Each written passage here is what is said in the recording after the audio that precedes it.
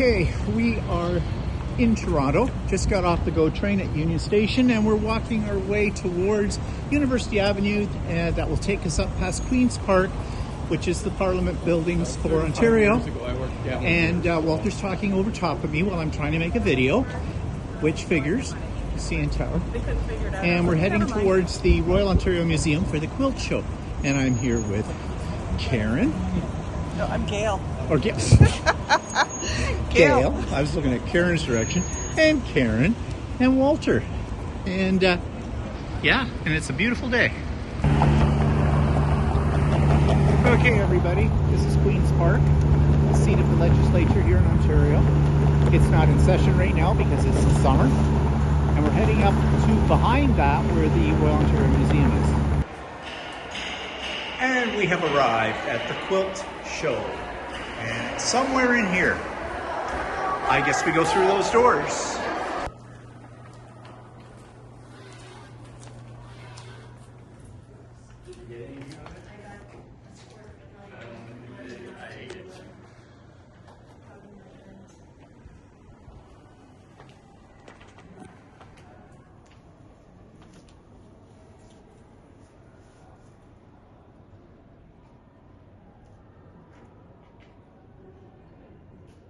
So this one is Northern Lights, and it was entered into a quilt show in 1956. And I'm not sure if she won a prize.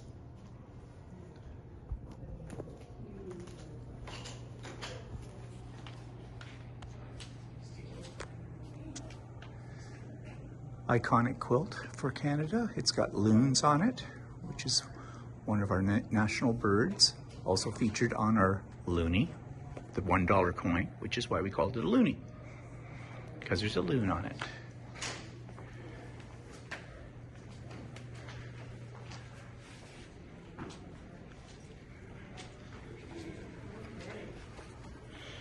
So this is a display of old templates and sketchbooks.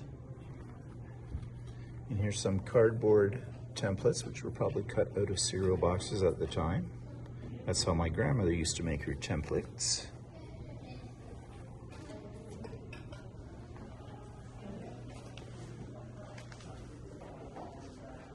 There you go. A lot of little pieces on this one. And this one is called Irish chain. It's an Irish chain. 1870 to 1880. And is that, oh yes, that's the actual quilt. So it's been St. dated. Martin's, New Brunswick. Nobody knows who made it. Cotton, plain weave, printed fabric batting. 1870, 1880. So this one is almost 150 years old. And of course it would have been all hand pieced in that period, and hand quilted too. See if I can blow this up a little bit so you can see the quilting a little bit more. A lot of patience then to do that.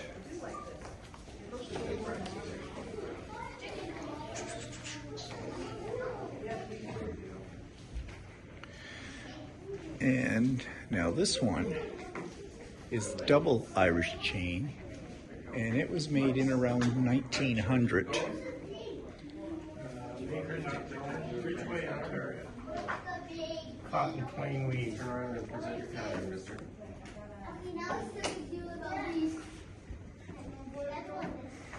This is a log cabin.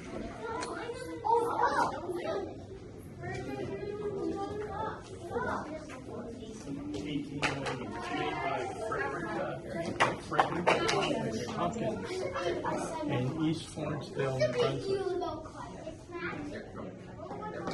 And the year of that was what? 1890s. 1890s, that's where it went.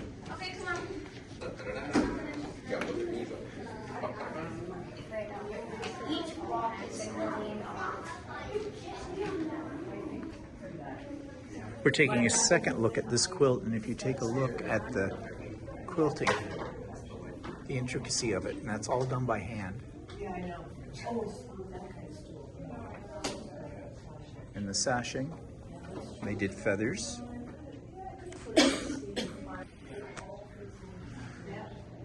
This one is magnificent. Has an Aboriginal theme to it. And what's it called? A Tree of Peace. Now this one is a modern quilt. It was made in the 1990s.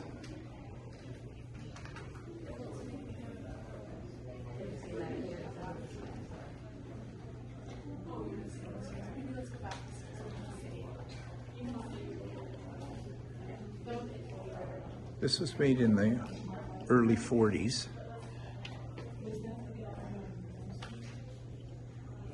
And it's called a quilt top cover.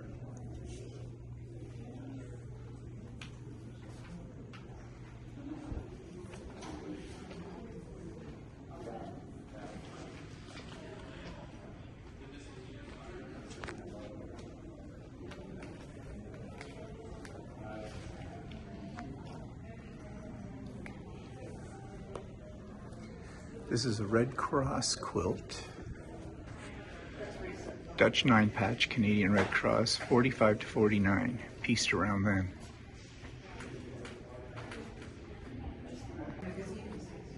This is called the Casey House quilt, and this is in remembrance of people who spent the last days of their lives, who were dying from AIDS back in the 80s, and the Casey House was a hospice.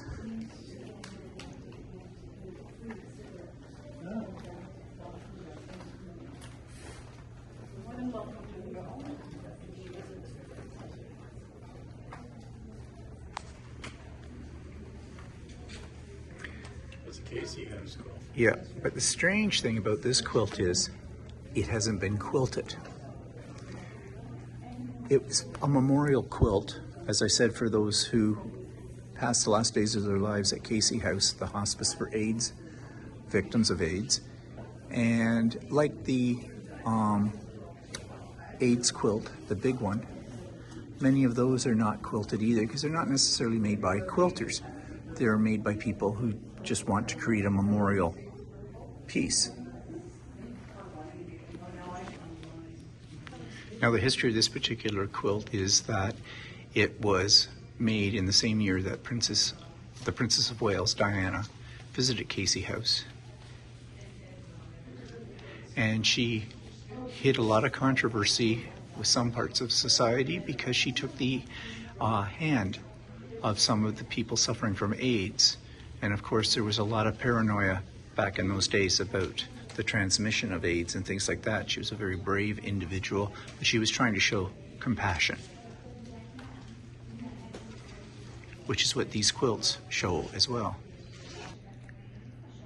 This quilt commemorates a problem that we had here in our own country with Native people traveling outside of the country and their passports not being recognized.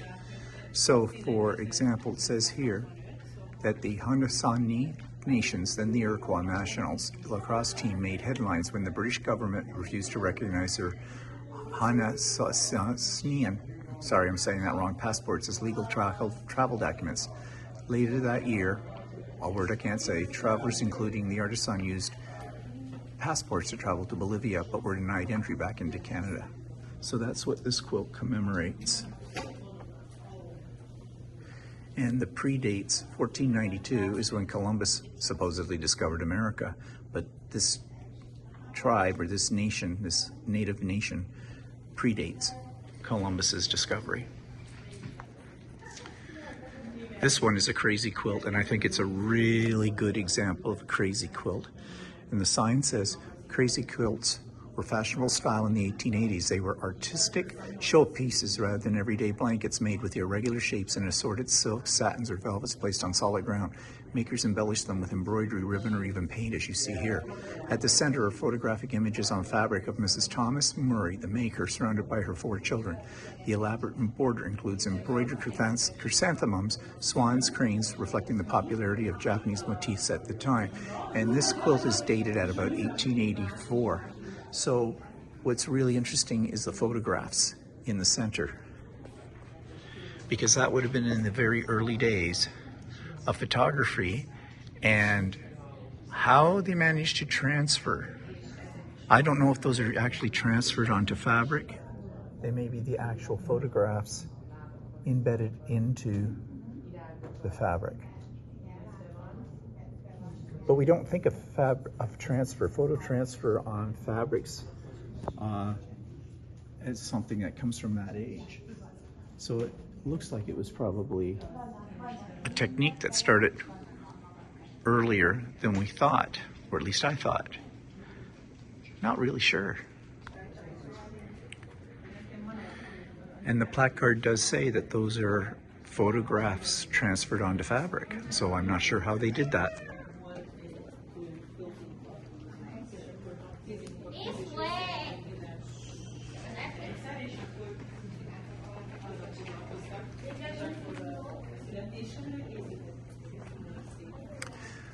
This one's called Faith and Comfort, and it's around 1860, and it's dated age. The original design depicts scenes from the life of Joseph from the Old Testament Bible. Joseph receives a coat from his father, which his brothers interpret as favoritism. In revenge, they sell Joseph into slavery. Despite this, Joseph remains unwavering in his faith in God and ultimately forgives his brothers. Designs that share religious teachings were and are popular with some quilt makers. While we don't know the intentions behind the particular quilt, it's possible the imagery was a source of comfort and a reminder of faith for maker and their family.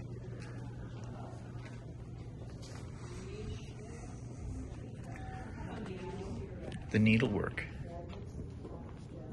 is very fine detail, and it is a form of applique, and it looks almost like the applique have been given a three-dimensional effect, probably stuffed with some batting and sewn around, very much like trapunto. So we are in the middle of a special exhibition bed cover. It usually consists of 3 layers.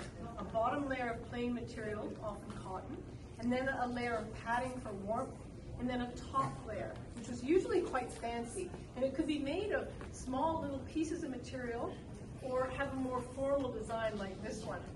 So this one is called an applique quilt because you can see that colorful pieces of fabric have been cut into shapes and sewn onto a white background. But that's not all. Come and look closely. You may need to get close to the glass to see this. This quilt has been beautifully top stitched. And by that I mean that there's designs within the cut out pieces of material. If you look at the flowers, you can see that it's a pattern of a red flower made in thread inside those. And again, outlines in the green areas of buds. So that's a lovely top stitching or quilting there. And this quilt is made by a Canadian. So as you can see, they're doing a tour as well with an explanation. You can sign up for that as well. We didn't. And it looks to me like this quilt was probably made from the same fabric or some of it that's in this top. And we'll see what it says. When she became engaged, she began the quilt in order to take it into her new Best quilts like this one were the finest bed covers women brought into a marriage. They were a opportunity to show off sewing and design skills. The quilt contains a mix of fashion textiles from the mid-1830s. The bodice alone was made around 1838. It's pretty similar to the quilts and textiles, which indicates the bed covers probably made around 1840 or later. Next, we're going to go far back in time into the gallery of ancient Egypt and meet a man who was also involved in the production of textiles.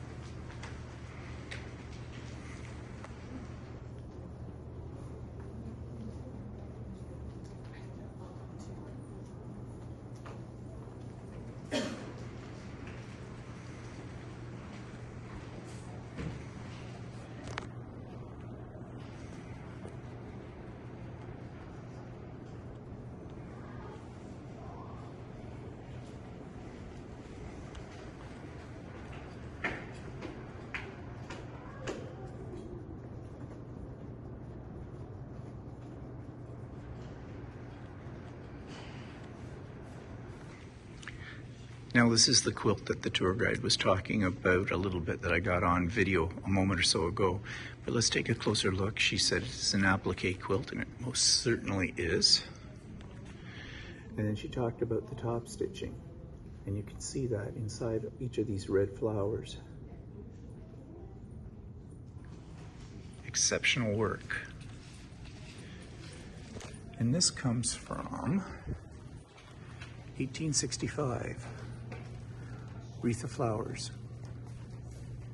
And it is a marriage quilt.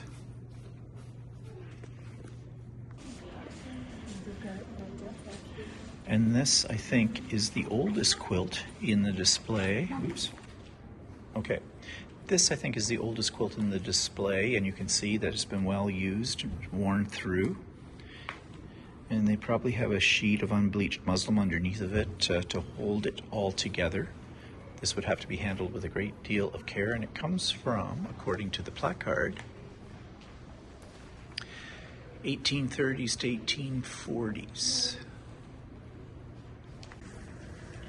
So also part of the conservatory process is to roll it, probably for storage, which would protect it from wrinkles and things like that would wear through the fabric. Okay, this one looks almost like what we would call a pixelated quilt, but it's not. It is all half square triangles and a lot of half square triangles, as you can see when I get closer to it. All those tiny little half square triangles, which I think are only probably about 1/2 inch to 3/4 of an inch. I wouldn't want to be the person trying to put that together. That would take a lot of patience. It almost looks like there's a portrait in it. Okay, so this placard for that quilt explains that there are over 8,000 light and dark triangles, each less than 2 centimeters long and hand stitched together to create an intricate pattern from the smallest scraps. The patient maker who sewed it worked outwards from the center, creating a series of rectangular frames that slowly increased to build a quilt. Now, what would be really interesting to know, and this comes from the 1880s, is how long it took.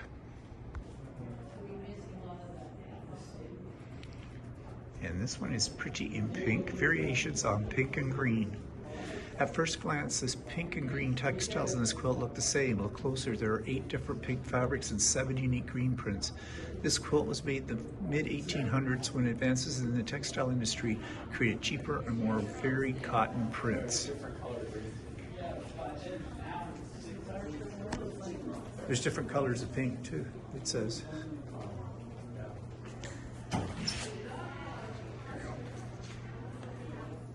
Subtle. Yeah. Yeah. It'd be nice to see it in natural light. This, by the way, is just where we came out of. That is known as the ROM, the Royal Ontario Museum.